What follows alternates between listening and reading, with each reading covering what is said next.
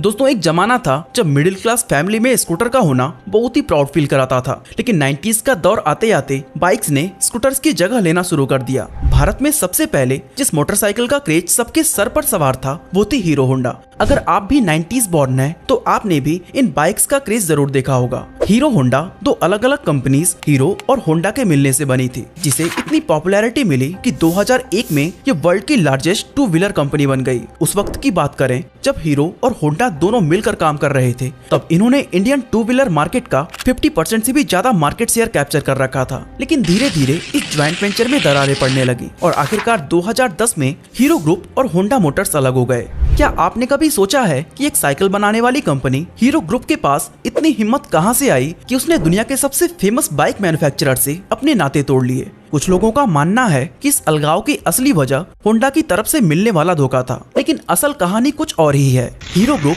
और Honda Motors एक दूसरे से अलग क्यों हुए और आज ये दोनों कंपनीज किस पोजीशन पर हैं, आइए डिटेल में जानने की कोशिश करते हैं। हीरो होंडा के अलगाव को जानने से पहले हमें ये जानना जरूरी है कि इनकी शुरुआत कैसे हुई थी और ये दोनों एक दूसरे से मर्ज क्यों हुए। दोस्तों हीरो होंडा की सफलता की कहानी जितनी पॉपुलर है उससे भी ज्यादा पॉपुलर इन दोनों कंपनीज के शुरुआत और स्ट्रगल की कहानी है। अगर हम हीरो की बात करें तो इसकी शुरुआत 1956 में ब्रिजमोहन लाल मुंजाल और उनके भाइयों ने मिलकर की थी। उन्होंने बैंक से 50,000 रुपए का लोन लेकर साइकिल पार्ट्स की पहली मैन्युफैक्चरिंग यूनिट लुधियाना में स्टैब्लिश किया, जिसका नाम रखा था हीरो साइकिल्स। अब सब कुछ सही चल रहा था, लेकिन कुछ ही समय में इन भाइयों को समझ आया कि साइकिल पार्ट्स बेचने से अच्छा है कि वो क्यों ना खुद की साइकिल मैन्युफैक्चरिंग करना शुरू कर दें। इसी आइडिया के साथ कंपनी ने अपने बाइसिकल मार्केट में उतारना शुरू कर दिया। इसके बाद अभी सिर्फ 10 साल ही बीते थे कि 1966 के दौरान हीरो साइकिल्स ने सालाना 1 लाख से ज्यादा बाइसिकल मैन्युफैक्चर करके सबको हैरानी में डाल दिया। इसकी कामयाबी का अंदाजा आप इस बात से लगा सकते हैं कि जो कंपनी कभी दिन की सिर्फ 25 साइकिल्स बनाया करती थी, वो 1986 के दौरान हर रोज 18,500 साइकिल्स मैन्युफैक्चर करने लगी और इसके चलते हीरो साइकिल का नाम वर्ल्ड के लार्जेस्ट बाइसिकल मैन्युफैक्चरर के तौर पर Guinness book of world record में भी दर्ज किया गया था। आज हीरो साइकिल अपने प्रोडक्ट को इंडिया सहित मिडिल ईस्ट, अफ्रीका, एशिया और यूरोप जैसे 89 कंट्रीज में एक्सपोर्ट करती है। अब बात करें होंडा की तो ये हीरो से भी ज्यादा पुरानी कंपनी है और इसकी शुरुआत जापान के रहने वाले सोइचिरो होंडा ने की थी। शुरुआती दिनों में वो एक गैराज में साफ सफाई का काम किया करते थे, लेकिन अपनी लगन से उन्होंने जल्द ही मैकेनिक का काम सीख लिया। काफी साल तक ये काम करने के बाद उन्होंने अपनी खुद की कंपनी टोकाई सिकी हैवी इंडस्ट्री की शुरुआत की, जहां वो पिस्टन रिंग बनाने का काम करते थे। उनका ये काम काफी ठीक चल रहा था, लेकिन unfortunately Japan second world war का हिस्सा बन गया और उसी दौरान दुश्मन के हमले से सोइचिरो होंडा की ये कंपनी बर्बाद हो गई। इसके बाद इन्होंने फिर से दोबारा उस कंपनी को खड़ा किया, लेकिन अभी चीजें पूरी तरह से संभली भी नहीं थी कि 1946 में ननकाई अर्थक्वेक ने तबाही मचा दी, जिसके बाद उनकी कंपनी फिर से मलबे का ढेर बन गई। इस हादसे के बाद सोइचिरो होंडा अब पूरी तरह से टूट चुके थे और उनके पास इतने पैसे भी नहीं थे कि वो कंपनी को फिर से खड़ा कर सकें।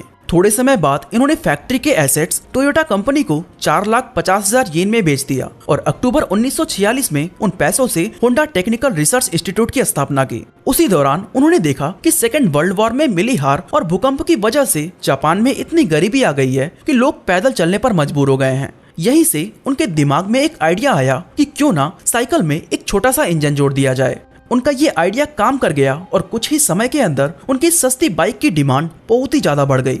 फिर साल 1949 में उन्होंने होंडा टेक्निकल रिसर्च इंस्टीट्यूट का नाम बदलकर होंडा मोटर्स कर दिया। बदलते वक्त के साथ इन्होंने नए नए इनोवेशन किए और एक से बढ़कर एक व्हीकल लॉन्च किए जो लोगों को बहुत ज्यादा पसंद आए। इस तरह देखते ही देखते साल 1959 तक होंडा दुनिया की सबसे बड़ी मोटर बाइक मैन्युफैक्चरर बन गई। अब इन दोनों कंपनीज के मर्जर की बात करें तो ये दास्तां उस दौर की है जब हीरो कंपनी दुनिया की सबसे बड़ी साइकिल बनाने वाली कंपनीज में से एक थी और उस दौरान उसने हीरो मैजेस्टिक मॉफ्ट बनाना शुरू किया था, जिसे अमेरिका, अफ्रीका और यूरोप जैसे देशों में बड़ी संख्या में एक्सपोर्ट किया जाता था। बदलते वक्त के साथ हीरो कंपनी के मालिक ब्रिजमोहन लाल मुंजाल ने ये गौर किया कि इंटरनेशनल मार्केट में मोटरसाइकिल का बिजनेस काफी तेजी से ग्रो कर रहा है और इसका इंडिया में भी एक अच्छा स्कोप हो सकता है, क्योंकि उस समय इंडिया में टू व्हीलर्स के नाम पर सिर्फ 2 ही ऑप्शन मौजूद थे, पहला स्कूटर और दूसरा मॉप बाइक। लेकिन उनके सामने सबसे बड़ा चैलेंज था उसमें लगने वाला इंजन, क्योंकि इंजन की टेक्नोलॉजी इंडिया में मौजूद नहीं थी। लेकिन बृजमोहन लाल मुंजाल ने भी ये ठान ली थी कि वो इस टेक्नोलॉजी को इंडिया में लाकर रहेंगे, और इसके लिए उनके पास एक मात्र ऑप्शन था, ऐसी कोई फॉरेन कंपनीज के साथ कोलैबोरेट करना जिनके पास बाइक मैन्युफैक्चरिंग करने का एक्सपीरियंस हो। ये वो दौर था जब कोई भी फॉरेन कंपनी सीधे सीधे इंडिया में आकर इन्वेस्ट नहीं कर सकती थी, लेकिन गवर्नमेंट ने इस चीज की छूट दे रखी थी कि अगर कोई इंडियन कंपनी चाहे तो वो किसी फॉरेन कंपनी के साथ मिलकर इंडिया में कारोबार शुरू कर सकती है। इसी चीज का फायदा उठाते हुए बृजमोहन लाल मुंजाल ने जापानीज कंपनी होंडा के पास अपना प्रपोजल भेजा, जो उस समय तक दुनिया की सबसे बड़ी मोटरसाइकिल कंपनी बन चुकी थी। होंडा कंपनी ने इस प्रपोजल को एक झटके में एक्सेप्ट कर लिया, क्योंकि उसके लिए इंडिया जैसी बड़ी और अनटैप्ड मार्केट किसी सोने के अंडे देने वाली मुर्गी से कम नहीं थी। इसके बाद इन दोनों कंपनीज के बीच ये एग्रीमेंट हुआ कि हीरो बाइक्स की बॉडी तैयार करेगा तो होंडा उनके लिए इंजन सप्लाई का काम करेगा। इसके अलावा इन दोनों कंपनीज ने एक एनओसी भी साइन किया, जिसमें मेंशन था कि ये दोनों कंपनीज फ्यूचर में कभी भी एक दूसरे के अगेंस्ट अपना प्रोडक्ट लॉन्च नहीं करेंगी।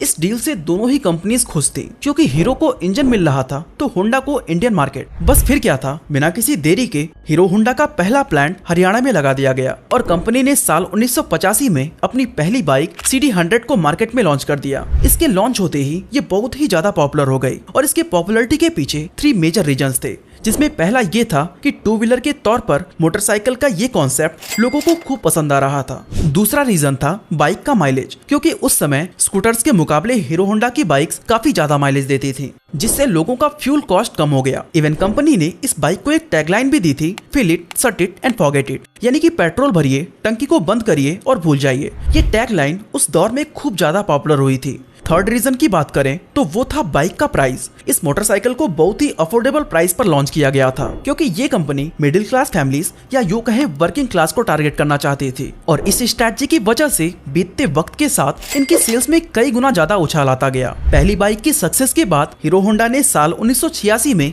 हीरो होंडा स्लिक लॉन्च की, फिर हीरो होंडा CD100 SS और हीरो होंडा CD100 डिलक्स। लेकिन उस दौरान जापानीज करेंसी में उछाल आ गया। इससे जो स्पेयर पार्ट्स जापान से इंपोर्ट हो रहे थे उनके रेट्स धीरे धीरे बढ़ने लग गए। ऐसे में हीरो होंडा के लिए एक किफायती बाइक बनाना दिनों दिन अब मुश्किल होने लगा था। साथ ही इतने सारे कॉम्पिटिटर्स आ गए जो हीरो होंडा की मार्केट में सेध लगाना शुरू कर दिया। दोस्तों, हीरो होंडा का मकसद था लोगों को बजट में बाइक देना, और कंपनी इस विश्वास को तोड़ना नहीं चाहती थी। इसके चलते हीरो होंडा ने लंबे समय तक अपने मोटरसाइकिल्स को नुकसान में बेचा। हालांकि 1990 में डॉलर का एक्सचेंज प्राइस रेगुलेट होने के बाद कंपनी को राहत मिली और एक बार फिर से प्रॉफिट का दौर शुरू हो गया। यही वो समय था जब हीरो होंडा का प्रॉफिट $10 मिलियन को पार कर गया था, और ये उस जमाने में एक बहुत ही बड़ा नंबर था।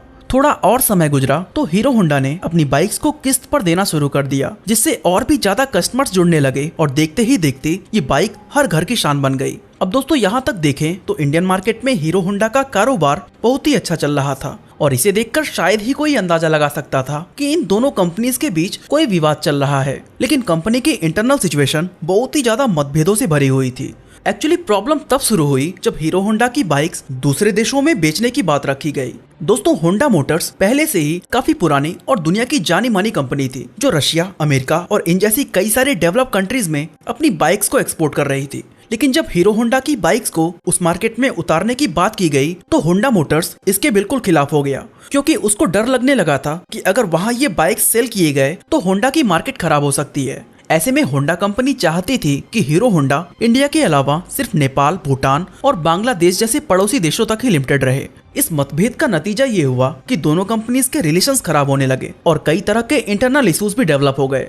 अब हीरो के साथ प्रॉब्लम ये थी कि वो सिर्फ बाइक्स की बॉडी बनाता था और वो इंजन के लिए अभी भी होंडा पर ही रिलाई करता था। लेकिन इन सब कॉन्फ्लिक्ट की वजह से उसे लगने लगा कि ये कोलैबोरेशन ज्यादा दिनों तक नहीं चल पाएगा, और होंडा से अलग होने के बाद भी अगर वो कंपनी को रन करना चाहता है तो उसे इंजन भी खुद ही मैन्युफैक्चर करना होगा। इसके बाद हीरो ने इंजीनियर्स की एक टीम बनाई और इंजन की टेक्नोलॉजी को डेवलप करना शुरू कर दिया।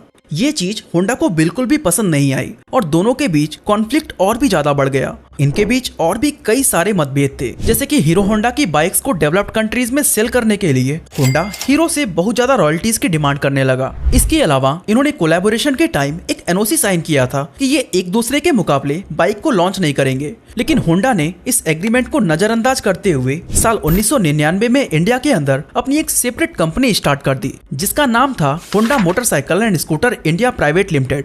अब होंडा ने अपनी बाइक्स को सेम उसी सेगमेंट में उतारना शुरू कर दिया था जिसमें हीरो होंडा अपनी बाइक्स को पहले से ही लॉन्च कर रहा था, और वो भी लगभग उन्हीं दामों में। इसका नतीजा ये हुआ कि हीरो होंडा के कस्टमर्स अब बंटने लग गए, जिससे हीरो ग्रुप को भारी नुकसान का सामना करना पड़ा। ऐसे में हीरो कंपनी अभी भी हीरो होंडा के प्रॉफिट में अपनी हिस्सेदारी तक ही लिमिटेड था, लेकिन होंडा कंपनी के दोनों हाथ में लड्डू थे, जो एक तो हीरो होंडा से मिल रहा था और दूसरा अपनी सेपरेट कंपनी होंडा से। इस तरह ये सारे रीजंस हीरो कंपनी को होंडा से सेपरेट होने के लिए काफी थे। नतीजन साल 2010 आते आते दोनों कंपनीज एक दूसरे से अलग हो गईं। हीरो होंडा में दोनों कंपनीज के 26% के शेयर थे, जिसके बाद होंडा ने अपने हिस्से के सारे शेयर्स हीरो कंपनी को 1.2 अरब डॉलर में बेच दिए। इसके बाद हीरो ने अपनी कंपनी का नाम बदलकर हीरो मोटो कॉर्प कर दिया और अपने सारे ऑपरेशंस खुद ही हैंडल करने लगा। लेकिन इस सेपरेशन का दोनों कंपनीज पर कितना बड़ा इम्पैक्ट पड़ा, उन्हें कौन कौन से चैलेंजेस का सामना करना पड़ा और आज ये दोनों कंपनीज किस पोजीशन पर हैं, आइए जानने की कोशिश करते हैं। तो दोस्तों, हीरो होंडा के सेपरेशन के बीच दोनों कंपनीज के बीच एक एग्रीमेंट हुआ था कि साल 2014 तक होंडा अपने इंजन का टेक्निकल सपोर्ट हीरो को देता रहेगा। साथ ही इन 4 सालों में हीरो मोटोकॉर्प को ये परमिशन रहेगी कि वो हीरो होंडा के नाम से अपनी बाइक्स 2 व्हीलर मार्केट में उतारता रहे, एंड बदले में उसे होंडा को रॉयल्टी बोनस देना होगा। अब क्योंकि हीरो मोटोकॉर्प खुद भी अपने आप में एक बड़ा नाम था, इसलिए होंडा का नाम यूज करना उसने जरूरी नहीं समझा। अलग होने के बाद हीरो मोटोकॉर्प के सामने कई सारी चुनौतियां आकर खड़ी हो चुकी थी, क्योंकि उनके पास ना तो अपना R&D सेंटर था, ना ही मैन्युफैक्चरिंग प्लांट था और ना ही होंडा जितनी एडवांस टेक्नोलॉजी। ऐसे में उन्होंने सारे चैलेंजेस से फाइट करते हुए साल 2014 में राजस्थान के नीमराना में अपनी पहली प्रोडक्शन यूनिट स्टैब्लिश की। 2016 में मुंजाल साहब ने जयपुर के अंदर R&D सेंटर भी खोला। इसके अलावा सर्विस नेटवर्क और सप्लाई चेन को बनाने के लिए उसमें भारी भरकम इन्वेस्टमेंट की। धीरे धीरे हीरो मोटोकॉर्प अपनी सारी कमियों को पूरा करते हुए एक बार फिर से मार्केट में छा जाने के लिए तैयार था। इसने बैक टू बैक कई सारी मोटरसाइकिल्स लॉन्च की, लेकिन हम सबको पता है कि हीरो पहले एक साइकिल बनाने वाली कंपनी थी और इसकी यही इमेज लोगों के दिमाग में प्रिंट हो चुकी थी। ऐसे में उसकी बाइक पर ट्रस्ट करता कौन, ये भी कंपनी के सामने एक बहुत बड़ी चुनौती बनी हुई थी। इससे निपटने के लिए हीरो मोटोकॉर्प ने कई सारे एड कैंपेन चलाए, यूथ को टारगेट किया और बड़े बड़े सेलिब्रिटीज को ब्रांड एम्बेसडर बनाया। वहीं अगर होंडा की बात करें तो वो उस समय तक एक बहुत ही सक्सेसफुल कंपनी थी और फाइनेंशियली स्ट्रांग होने की वजह से उसे बहुत ज्यादा चुनौतियों का सामना नहीं करना पड़ा। इसका एक रीजन ये भी था कि सेपरेशन से पहले ही होंडा ने अपनी कंपनी इंडिया में स्टैब्लिश कर ली थी, और जब ये दोनों कंपनीज अलग हुए तो उस समय तक होंडा इस मार्केट में अच्छी खासी पकड़ बना चुकी थी। अब अगर हम इसकी फाइनेंशियल कंडीशन को देखें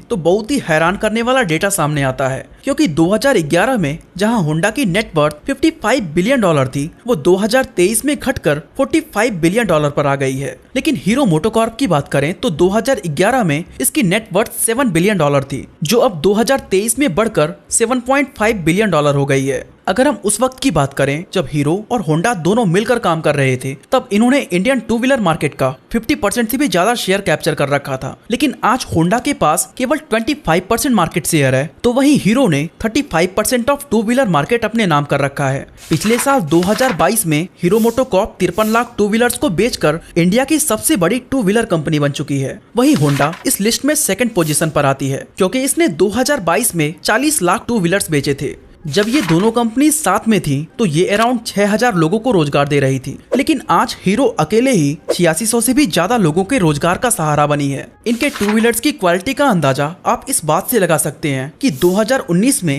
हीरो ने 78 लाख बाइक्स बेचकर दुनिया में हाईएस्ट बाइक सेल करने का रिकॉर्ड बनाया था। साथ ही ये अराउंड 10 करोड़ 2 व्हीलर्स बनाने वाली दुनिया की एकमात्र कंपनी है। एंड दोस्तों, इस डेटा से साफ जाहिर होता है कि सेपरेशन के बाद शुरुआती चैलेंजेस से लड़ते हुए हीरो मोटोकॉर्प लगातार ग्रो करता आ रहा है। बाकी इसी तरह अगर आप जानना चाहते हैं कि इंडिया के अंदर मोबाइल रिचार्ज के रेट महंगे क्यों हो रहे हैं, तो आई बटन पे क्लिक करके वीडियो को देख सकते हैं। बाकी आज के लिए बस इतना ही।